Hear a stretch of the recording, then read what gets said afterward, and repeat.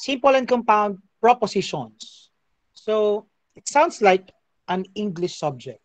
Propositions. Pero mathematics tayo, pero bakit propositions? We will see.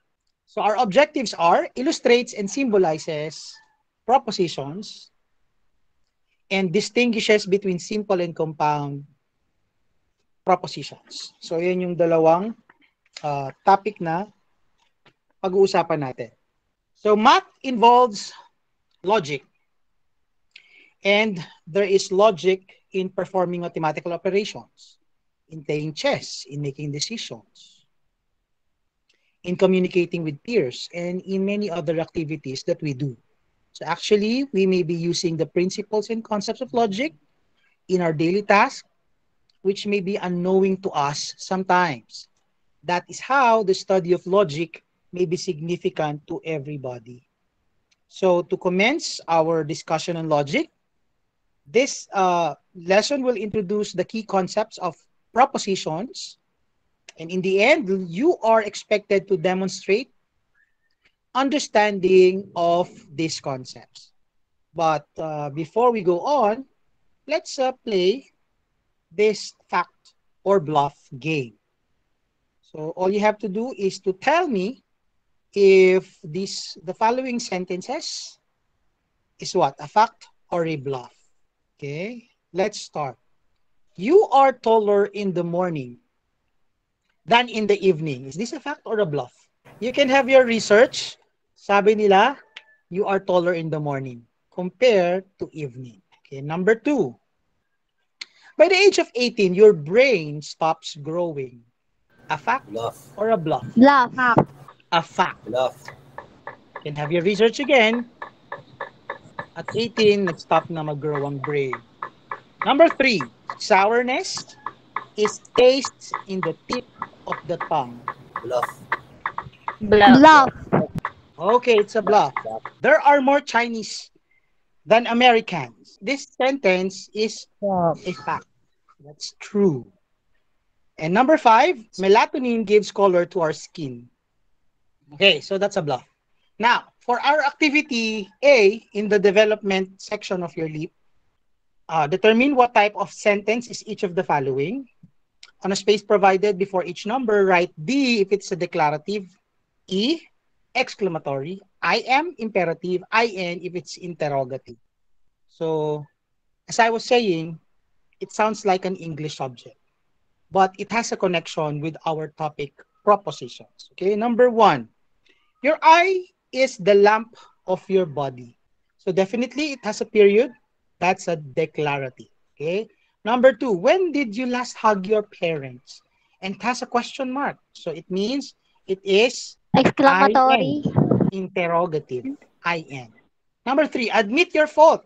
Inutusan ka, admit your fault. That is imperative. Kapag inutusan ka, may pag-utos, IM yan, imperative. Okay.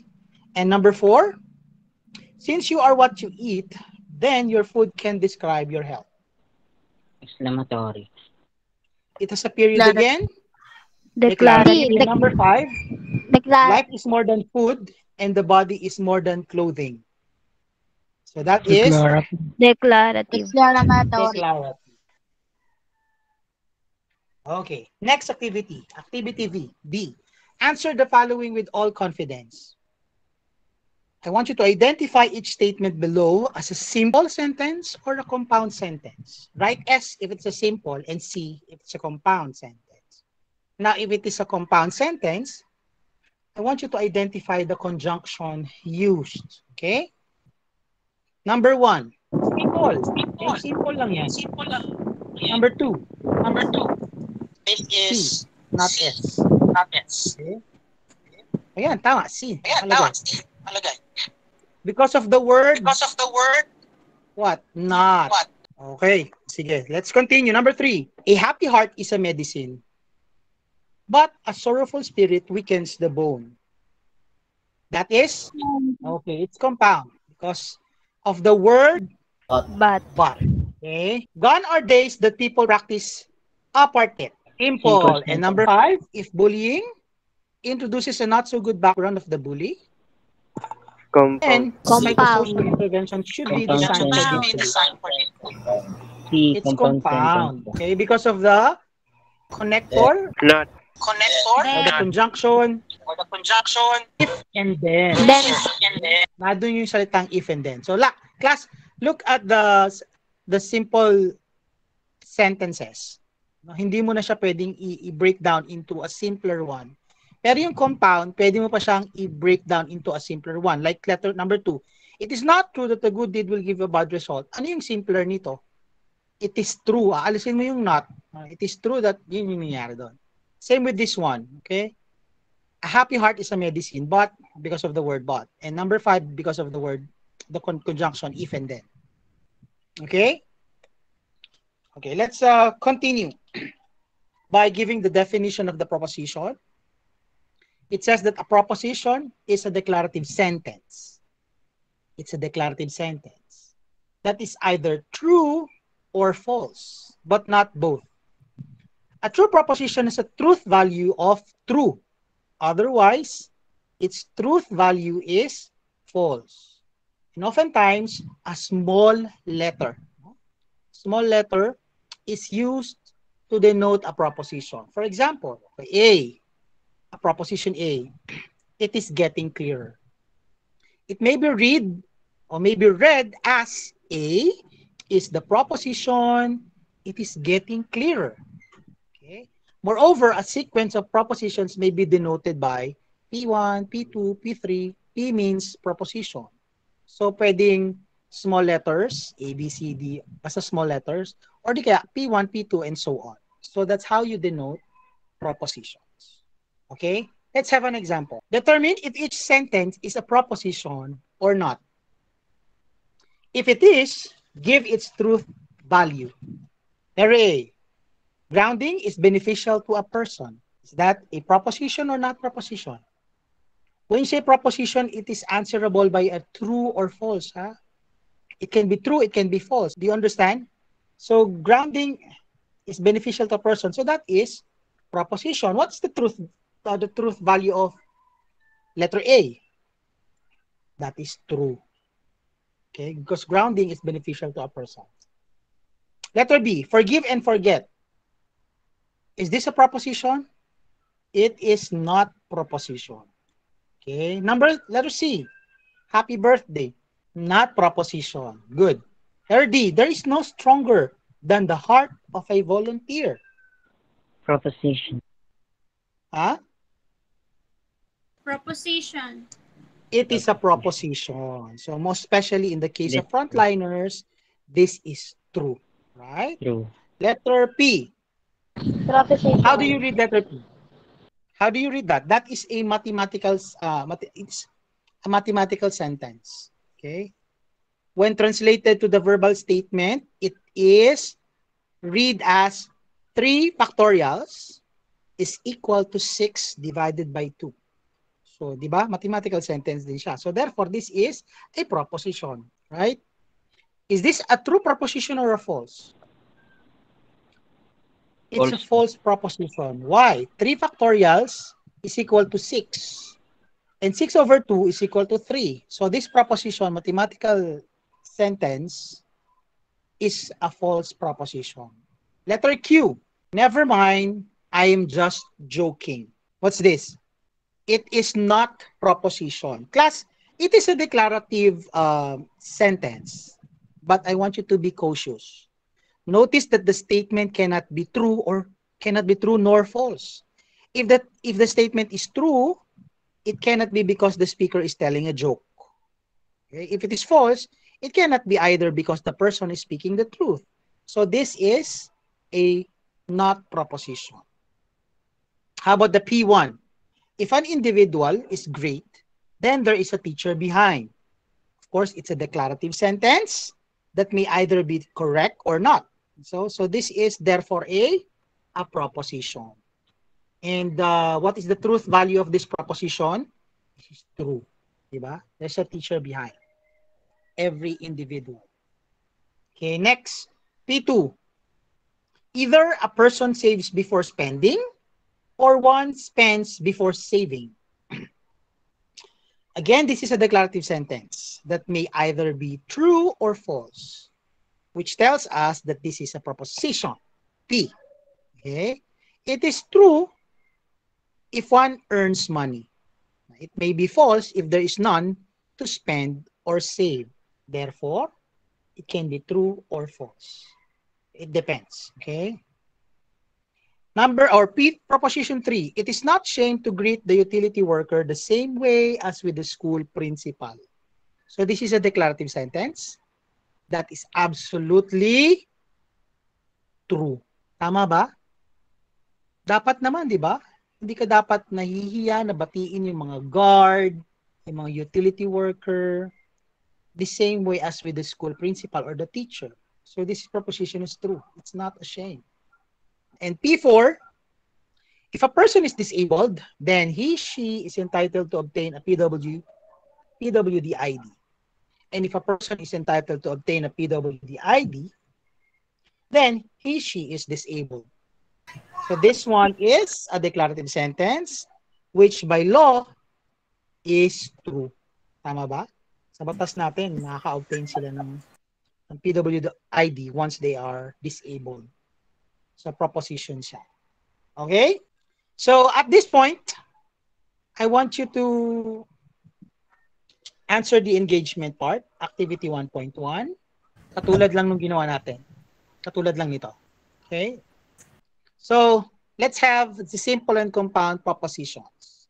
So, at this point, you may want to know more about propositions. Okay? To start with, propositions may be divided into two big groups. Simple proposition and compound propositions. So, simple and compound proposition, a simple proposition is a proposition that cannot be broken down into more than one proposition. Simple na siya eh. Otherwise, it is a compound proposition. The latter is a proposition that is formed by joining simple propositions using the logical connectors.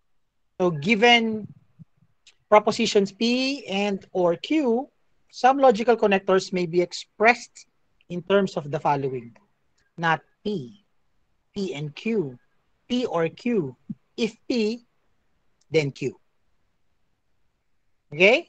So, tandaan niyo yung mga logical connectors natin, the not, the and, the or, the if and then. Yan yung connectors natin. Let's have example. In the previous module, we have understood that the following are propositions. This time, let us identify each of these as simple or compound proposition. O kanina na-identify na natin kung ano ang simple, kung ano yung ano, di ba? So, yung B, C, tsaka D, hindi naman sila proposition. Okay? Forgive and forget, ano yan eh? Ano yan? Imperative. Happy birthday, exclamatory. Never mind, I'm just joking. Isa declarative pero confusing, no? Kaya yung A, yung B, C, Q, alisin na natin yan. Okay? Ang mga natira ay compound proposition. So, I want you to identify if the following proposition is simple or compound. Letter A, grounding is beneficial, simple proposition. Tama? Letter D, there is no stronger than the heart of a volunteer. That is simple proposition. Wala ka naman nakitang connectors, logical connectors, right? Letter P, proposition P, 3 factorials equals 6 over 2, is also a simple proposition. Proposition 1, if an individual is great, then there is a teacher behind. This time, nakakita ka na ng if and then. So this is a compound proposition. P2, either a person saves before spending or one spends before saving. It's a proposition. What kind of proposition? Compound. Okay? Kasi you can break down this proposition into simpler propositions. Una, a person saves before spending. Pangalawa, one spends before saving. So, you have two propositions. Number P3. It is not shame to greet the utility worker the same way as with the school principal. Also, a CP. Nakakita na ako ng logical connectors eh. Okay? Kaya siya CP. And P4, if a person is disabled, then he, she is entitled to obtain a PWD ID. And if a person is entitled to obtain a PWD ID, then he, she is disabled. O, kitang-kita, it's a compound proposition. Let's continue. Example number 2. Kanina sa example number 1, in-identify natin yung simple proposition at saka yung compound proposition. Pero this time sa example number 2, identify the simple components of the compound propositions and the corresponding symbols. So alisin na natin dito sa example number 2 yung mga SP. Ang matitira, yan, yung mga compound. Kasi ang instruction sa atin, identify natin yung simple components pa. Ano yung mga, we're going to break it down into two pa, okay? Into simple components. Okay, so let's start. P1. If an individual is great, then there is a teacher behind. Diba yung compound yan, compound proposition? So, ano yung simple components? Ito yung two simple components niya. The first one is an individual is great. And the second one, there is a teacher behind. What is the connector used? If and then. Okay? So yan. Alamin nyo lang kung ano yung simple components. At ito yung, itong dalawa. Or P2, proposition 2. Either a person saves before spending or one spends before saving. Nasaan dyan yung simple components natin? A person saves before spending at saka the other one is one spends before saving. Okay? At ang connector natin, or. Next, it is not shame to greet the utility worker the same way as with the school principal. Nasaan yung ano natin? Ito. Ashamed to greet the utility worker the same way as with the school principal. Kasi yung connector natin dito, not. Okay? It is not. It is ashamed to greet. Inalagyan natin ng not, kaya yun yung connector niya. P4. If a person is disabled, then he, she is entitled to obtain a PWD ID. And if a person is entitled to obtain a PWD ID, then he, she is disabled. So, anong connector natin dito? Simple components. Yan yung simple components natin. Okay? A person is disabled. And the other one, he, she is entitled to obtain a PWD ID. So, ang connector natin, class, ay if, then. At meron akong nakitang end. Yun pa. End. If and then, tapos end. Okay? Is this clear? So with that, answer the engagement activity 1.2. Katulad ng ginawa natin sa example 1 and 2. So sa activity na to, you have to, in the blank before each number, you have to write SP, CP, or N. If it's a simple proposition, compound proposition, or not a proposition. Furthermore, identify the logical connectors used. So, yan. Ilalagay nyo lang kung SP, CP, or neither. Tapos, identify natin yung logical connectors. So, yung logical connectors, yan yung mga and, not, or, if, then, etc., etc. Is that clear? For engagement activity 1.3 naman, ang gagawin nyo, ano yung mga simple components? Yan yung example natin kanina. So, dito, ano yung dalawang simple component dito? Okay, P1 and P2. Ano yung logical connector na ginamit? Naintindihan? Kitang-kita na, oh. Nakikita ko na siya. Nasaan yung mga logical connectors. So that is engagement activity 1.3. Moving on. You have to answer simulation, assessment, and reflection section of the LEAP. Tapos ito na yung another objectives natin. Performs the different types of operations on propositions. So meron na tayong this time meron tayong mga operations. Okay?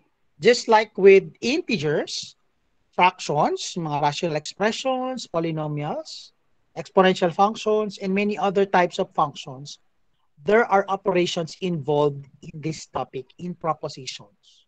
So that is what this module is all about. So with the knowledge on propositions, you're now ready to understand the logical operators. So their symbols and corresponding verbal equivalent. Okay? Kasi hahanapin nyo yung verbal equivalent ng mga symbols, logical symbols. And ultimately, you'll learn how to perform operations on propositions. Okay? But before that, mayroon pa tayong i-determine natin yung truth values of the propositions. Okay, let's review. Complete the paragraph by replacing the underlined letter with the appropriate logical connector that you will choose below. Okay? Then write the letter in the space provided above the blank of the logical connector that you have chosen. Hey, dear student, I know you. Either you are enrolled in a private school, blank, you are studying in a public school. What is A? Or, okay. Either you are enrolled in a private school or you are studying in a public school. So A is or. Okay. Next. I bet it does blank matter. Not. Okay. It does not matter. If you are in a private school, blank, you should make the most. Then, sir. That is then. You should make the most of the available resources you have. In like manner, blank, you are in a public school. What's that? If. Yes, that's if. Okay. In like manner, if you are in a public school, then you should, if then you should value the big benefit of enjoying access to quality education for free. Tama? Like kayo, nasa public, that's free education. Now, victory knows no place.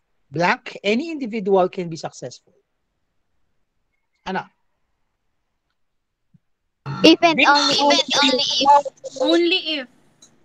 That's correct. Victory knows no place. If and only if any individual can be successful. So a person has to look at the brighter side and one can grow wherever she planted. Truly, God is fair. Can you check? Is that correct? Okay, that's correct. Okay? So yan yung activity ninyo sa Thursday Leap. Now, identify the connectors used in each sentence. O, logical connectors na tayo. Number 1, it is not true that a good deed will give a bad result. Not. Not. Sir. Next, a happy heart is a medicine and a sorrowful spirit weakens the bones. And po. And, good. Next, apartheid is only a thing of the past. If and only if dark-colored people are treated the same way as with fair-colored race. If and only. Correct. That's how you write in shortcut way. If and only if. Okay? If and only if. O, number 4, nakita nyo na, every person sides with God. Or, one willingly chooses evil. Or. Okay, and number 5, if bullying introduces a not so good background of the bully, then such psychosocial intervention should be designed for these bullies. If and then. Okay, that's if and then. Okay, very good. So, let us consider now the logical connectors we joined with the propositions. So, in this part, we shall deal with logical operators. So, logical operators include negation, conjunction, disjunction, conditional, and biconditional. So we have 5. Let's start with number 1. Negation or the not. The negation of a proposition P is denoted by, what symbol is this? Mathematical symbol. In logical math, it means not. Pero in other manner, this is a similar symbol, right? It's similar symbol. So denoted by this, which is read as not P. Okay? Pag nakita ka niyan, ibig sabihin niya not P. And it's defined through its defined through its truth table.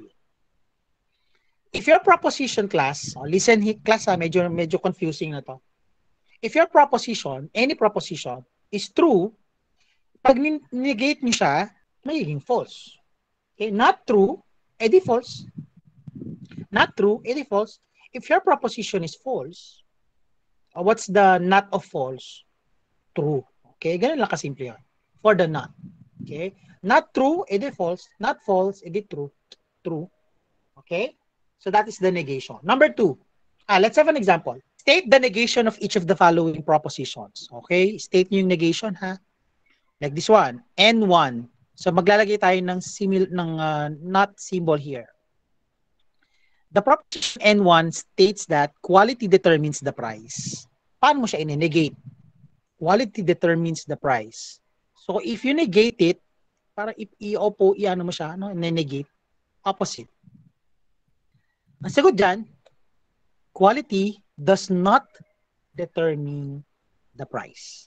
Nagkaroon ng not. Dito naman, anong sagot natin dito? Yung not N2, a learned is one who is educated. So, ang negation niyan ay a learned is not one who is educated. Parang nahirap niyan, sir, ah. Kung nahihirapan kayo, pwede nyo sa simula ilagay. Ano yung ibig ko sabihin? Pwede nyo i-state na it is not true that a learned is one who is educated. Pwede yun. You understand? Talagay mo lang dito, it is not true that a learned is one who is educated. Pero ito yung para sa akin. A learned is not one who is educated. Okay? Did you get it? Okay, number 3. Proposition N3. Function equals x squared is a cubic function. Paano natin ito i-negate? So, yung symbol, tapos lagay nyo, is not a cubic function. Then, na-negate nyo na. Okay, easy. N4, who would like to try N4? Paano i-negate yon? With the symbol, not N4, paano to? Anyone? Yes, Maria Lea. An obtuse angle does not measure 180 degrees. Perfect. Very good. Okay, that is an obtuse angle does not measure 180 degrees. Or, dahil nung sabi ko, pwede nyo sabihin na it is not true that an obtuse angle measures 180 degrees. Pwede yun. Okay. Number 5. A curve is the shortest distance between 2 points. Kung i-negate ko yan, curve is not the shortest distance between 2 points. Clear? Let's move on to the next connector. The conjunction or the end. Another logical operator is conjunction of the propositions P and Q, which is denoted by this symbol, no? And read as P and Q, defined through its truth table. How many propositions do we have? Dalawa. Proposition P, proposition Q. Kapag si proposition P ay true at si next proposition, the second proposition Q is true din, ang end niyan is true. Okay? Kapag yung isa ay true propositions, the other one is a false proposition, the final answer will be false. If this is F and this is T, ang final answer will be false. If both false, answer is false. Ganyan si N. Given two propositions, P and Q, kapag in-end mo na siya, P and Q, pag nakakita ka ng false, false na yon. In this case, true, false, false, false, true, false, false, false, false. Kasi may false, false. Okay, basta nagka-false, false na siya kapag end ang pinag-uusapan. So, pag dalawang true lang, dun na siya true. Okay, let's have an example. We have two propositions. Let D and E be proposition. Proposition D, leniency is long-suffering. Proposition E, those who misunderstand it, abuse it. Anong gagawin natin? Express, ito yung direction. This is the task. Express the conjunctions below in verbal sentences or in symbols. Pag naka-symbol siya, like 1 and 2, express mo to in verbal sentences. Kapag naka-sentences na siya, express mo siya in symbols. Let's start with number 1. You have 2 propositions. So I will try number 1. Look at the given, 2 propositions. So D, I'm going to write D. Leniency is long-suffering. What's this? And those who misunderstand it, abuse it. Yan nga ba yung sagot? That's correct. D is leniency is long-suffering, tapos may and connector ka, lagay mo doon, tapos yung E proposition, those who misunderstand it, abuse it. Who would like number 2? Maria Lea. Leniency is not long-suffering and those who misunderstand it abuse it. Very good. Yeah, nagkaroon ka ng not di ba? Kasi yung proposition D ang nakalagay lang, leniency is long-suffering. Kaya lang ni-negate mo, kaya leniency is not long-suffering. And those who misunderstand it, abuse it. Good. Okay, very good. Number 3. Naka-sentence siya, gawin nating symbols. Okay? Paano natin siya, gagawin natin parang ganito naman. Okay, number 3. Leniency is long-suffering and it is not true that those who misunderstand it abuse it. So parang nakakita ko ng not dun sa proposition E. Okay? So parang alam ko na yung lalabas dito. Ito nga ba yun? Di ba? Ito yung proposition D and ni-negate yung E kasi merong not. Clear? Number 4. Leniency is not long-suffering. Ito naman si proposition D ang nagka-not. Parang alam ko na yung lalabas dito. Yun na nga. Okay? May not sa proposition D, may not din ba sa kabila? And those who misunderstand it do not. Okay, narito yung not. Okay, that's correct. This is correct. Okay, so the answer number 4 is like this. Is this clear? Okay, moving on. Number 3, disjunction or the or. Negation and conjunction do not suffice logic. There are logical statements that connote the disjunction of propositions. The disjunction of propositions P and Q is denoted by which read as P or Q. So pagpabaliktad naman, ang basa dyan, P or Q. And defined through its truth table, dito naman sa P and Q, 2 propositions. If one is true and the other one is true, that is true. If one is true, the other one is false, that's true pa rin. Kapag or, false and true, true pa rin.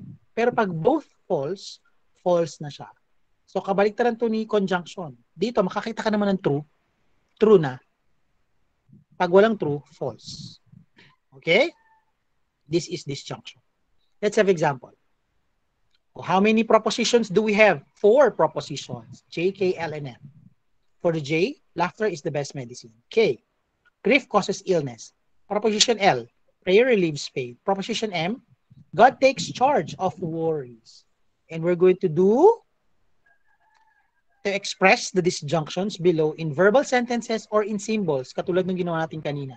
Kapag naka-sentences, convert into symbols. Kapag naka-symbols, sentences. Let's start. It is either God takes charge of worries and laughter is the best medicine, or prayer relieves pain. Dami Okay, class, tinan nyo, may either dito ha. Either God takes charge of worries and laughter is the best medicine, or either or. So meaning, etong si God takes charge of worries and laughter is the best medicine, this is M and L. Okay? M and L na may or L. M and M L. Ano nga to? M J pala. J tapos L. M, J, L. May or ka. Pinagsama nyo muna si M and J. Either God takes charge of worries and laughter is the best medicine. Ito yun. Or prayer relieves pain. So this is the answer. Number 2, sino mag-try? Laughter is not best medicine. Nagkaroon ng not si laughter. So, ibig sabihin, not J. Oh, not J na agad to. And, paano yung symbol nung and? Maria Lea? Sige, Maria Lea. ABM ka rin, no? Opo, ABM. Not J and M or L. Alin dun yung nakaparenthesis? Kasi meron ditong nakaparenthesis. Nakikita ko meron eh. Yung ano po, not J and Meron M. nga ba? Meron nga ba nakaparenthesis? Yes or no? Meron. Wala, sir. Meron. Ha? Wala. Oo, wala. Wala akong nakita. Ay, wala pa. Hindi tayo gumamit ng either or neither. Kapag yon, sigurado may parenthesis. So, sige. Ano yung sagot mo? Not J and M or L. Correct. Not J and M or L. Not J and M or L. Okay? Good. Okay. Number 3. J or L. Ako nasagot ha. J or L. Pag sa akin, madadali lang dapat. Sa inyo na yung mahirap. J. Laughter is the best medicine or prayer relieves pain. Number 4. We have it is. Kasi may parenthesis eh. May parenthesis kasi. So, it is either laughter is the best medicine and grief causes illness or yan, di ba? Or prayer relieves pain and God takes charge of worries. Haba, di ba? It is either laughter is the best medicine and magkasama tong laughter and grief causes illness. Nasa parenthesis, ito yon. Tapos may or. Prayer relieves pain and God takes charge of worries. And number 5, papakita natin yung number 5. No? Either, may either uli. It is either. Pwede may it is. Okay? It is either grief does not cause illnesses, not cause illness. And laughter is not the best medicine. Or prayer relieves pain. And God takes charge of worries. That's it. Okay? Moving on to number 4. Dalawa na lang. Conditional. Class ng conditional, another common kind of logical propositions includes this conditional. The conditional of propositions P and Q is denoted by P. We have an arrow, Q, which read as if P, then Q. If P, then Q. Or P implies Q. Ito yung pangalawa kong ginagamit. And defined to its truth table. Okay, 2 propositions. If one is true, the other is true, the answer is true. Pag TF, F yan. FT, true yan. FF, true yan. Let's have an example. Express conditionals below in verbal sentences or in symbols, as the case may be. Number 1, ako uli. If dioxins are found almost everywhere, then dioxins are culprits to many diseases. Naulit yung salitang dioxins. Pwede kong sabihin na if dioxins are found almost everywhere, then they are culprits to many diseases. Ginawa ko na lang they. O pwede nyo rin ilagay dioxins ulit. Dioxins are culprits to many diseases. Okay? Number 2. Plastics, bleached paper, and most commodities do not contain, ginawa kong do not, kasi mayroong not symbol eh. So, do not. If then pala, sorry. Since naka-if then to, if plastics, bleached paper, and most commodities do not contain the chemical dioxin, then, ano yung then niya? Ito yun na yan, no? Then, ito na yung sinasabi ko sa inyo, it is not true. Pwede yung ilagay sa dulo yun. Sa simula yun. Then, it is not true that dioxins are found almost everywhere. Dioxins are found almost everywhere. And it is not true, nasa unahan ulit, that dioxins are a culprit to many diseases. Number 3, to symbols. If dioxins are culprit to many diseases, o if then to lahat, syempre if then. So if dioxins are culprits to many diseases, ito yun, Z. Then they are found almost everywhere and plastics bleach may end. So ang sagot dyan, Z. If Z, then X and Y. Okay? Ito kasi end. And Y. And number 4, ito yung sagot. If not, dioxins are not found almost everywhere. Not, naka-not siya. Kaya nilagay ko ng symbol na not. Okay? Then, ina-not ko to. Then it is not true that either plastics, bleach, and most commodities containing the chemical or dioxins or the culprits when ceases. Or, ito yung or.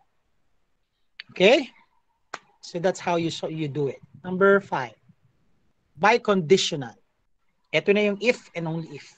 This is the last logical proposition that we shall consider is biconditional. This is denoted by, okay, left and right arrow, or P if Q. So P if Q. Given propositions or components P and Q, it is read as P if and only if Q. Okay?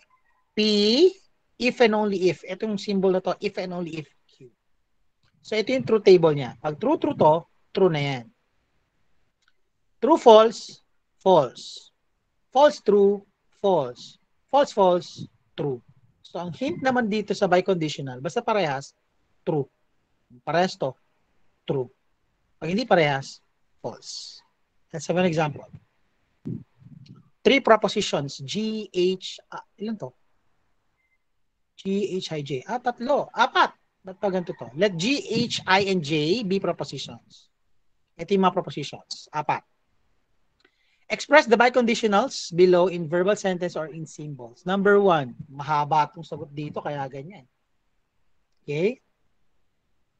So, meron tayong ganito. Not G.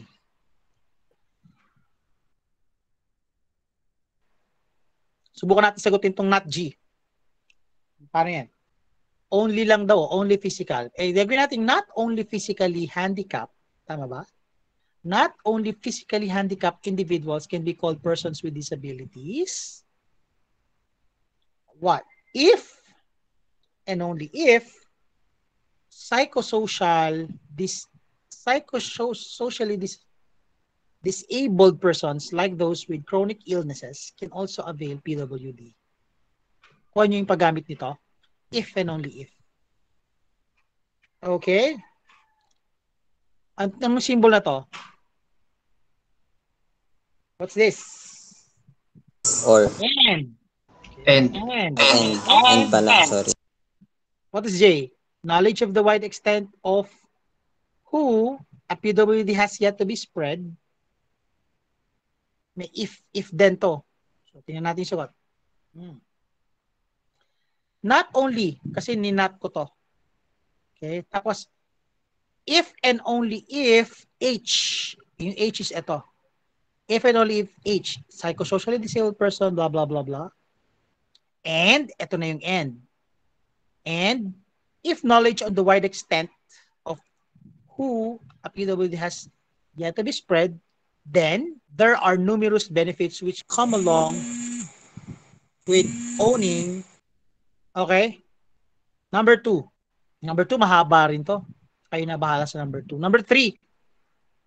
Yung number 3, gawa natin na symbols. The knowledge of the wide extent of who a PWD has yet to be spread. This is J. Tapos, if and only if. Tapos, nagkaroon ng not. So, J, not. J, if and only if, not, ano to? Physically handicapped. G. Okay. O yan. J, if and only if, not G. Okay? So, ganun lang siya. Example number 5. Okay? Now, the last part. Tapos na yung mga connectors natin. Hanggang 5 lang yun. Hanggang biconditional lang. If and only if. Truth value na tayo.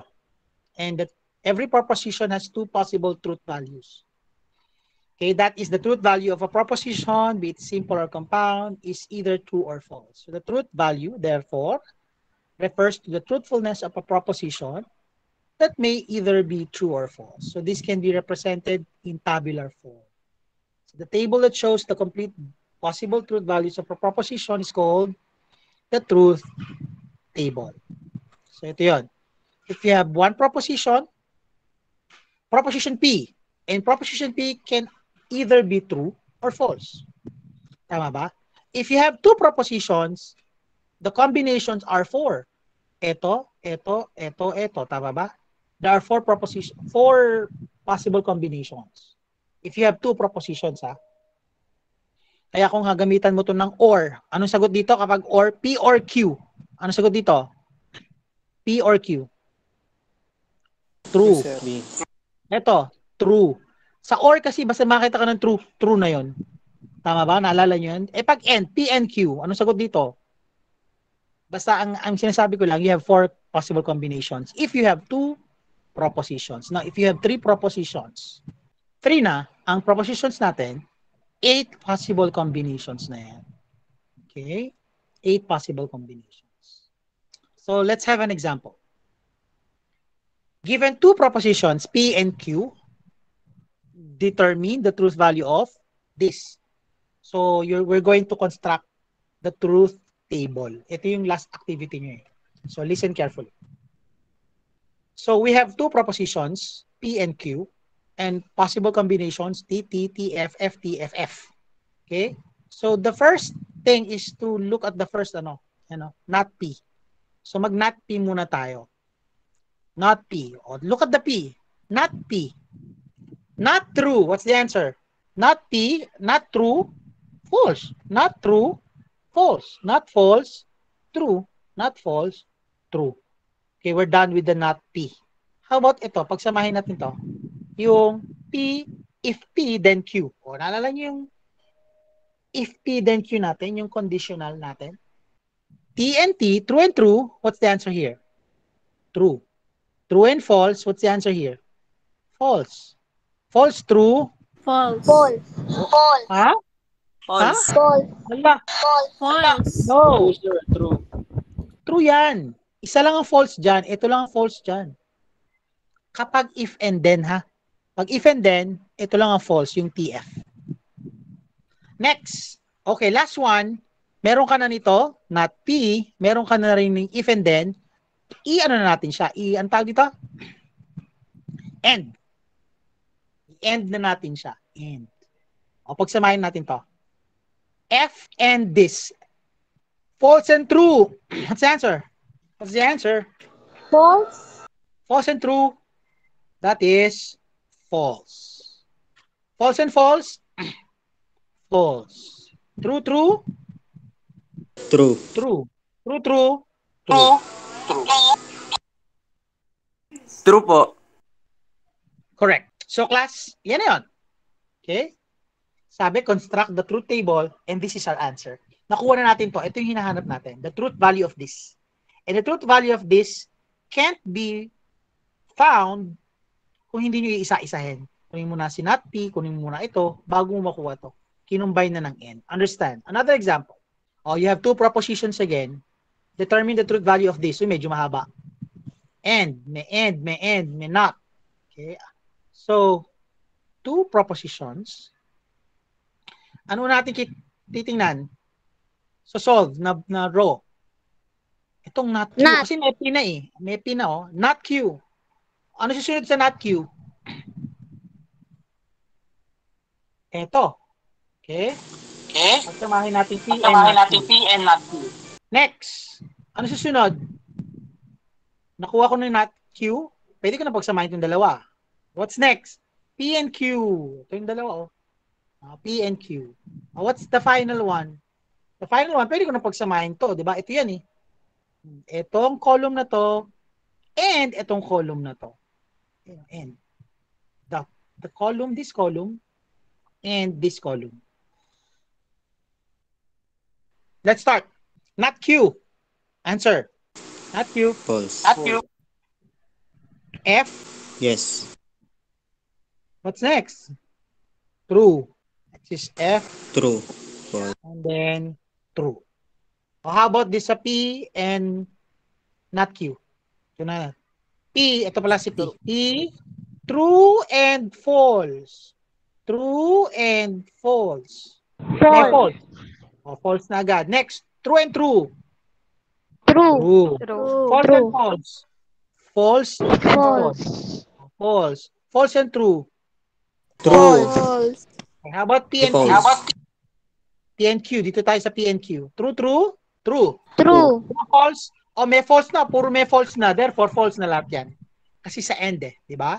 May false ako nakita, And then finally, combine na natin tong column na to tsaka yung column na to using an AND connector. False, true. False. False. True, false. False. True. May mga false. May mga false. False. Kapag ganyan ang final answer mo, class, this is what we call a contradiction or fallacy. Okay? Pag puro false, contradiction or fallacy. Nakuha ba, class? Opo. Yes po. Opo, Yes. Yes So, po. So with that, assessment and reflection section of the LEAP.